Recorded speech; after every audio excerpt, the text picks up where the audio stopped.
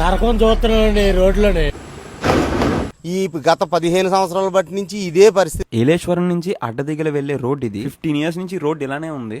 ఈ రోడ్స్ లోనే ఆటోస్ గానీ, బస్ లో ట్రావెల్ చేసిన వాళ్ళు గానీ, college students, school students, business చేసుకున్న వాళ్ళు, ఆఫీస్ కి వెళ్ళిన వాళ్ళు 15 years నుంచి ఇదే రోడ్ లో ట్రావెల్ చేస్తున్నారు. ఏమైనా మెడికల్ ఎమర్జెన్సీ అయితే అంబులెన్స్ కూడా ఇదే రోడ్ లోనే వెళ్ళాలి. ఈ వీడియో షూట్ చేస్తున్నప్పుడు ఒక బస్ డ్రైవర్ వచ్చి మాతో మాట్లాడారు. నరకం చూస్తున్నామండి మేము.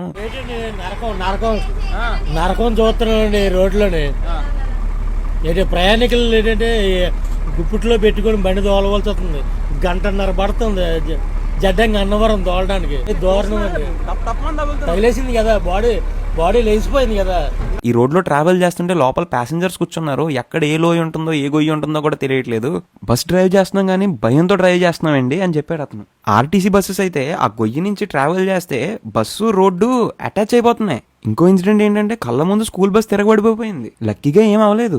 లారీస్ అయితే మరీ దారుణంగా ఓవర్లోడ్ వేసుకుని ఇదే రోడ్స్ లో ట్రావెల్ చేస్తున్నారు. ఇంత గొంతల్లో ఆ స్టోన్ ఏమైనా కొద్దిగా ఎవరి మీదైనా పడితే పరిస్థితి ఏంటి? ఈ వీడియో ఏపీ గవర్నమెంట్ దాకా వెళ్ళాలని కోరుకుంటున్నాను. శ్రీ చంద్రబాబు నాయుడు గారు, శ్రీ పవన్ కళ్యాణ్ గారు, సార్ 15 years నుంచి మేము ఇదే రోడ్ లో సఫర్ అవుతున్నాం సార్. మాకు ఈ ఒక్క రోడ్డు వేయించండి సార్, జీవితాంతం గుర్తుపెట్టుకుంటాం.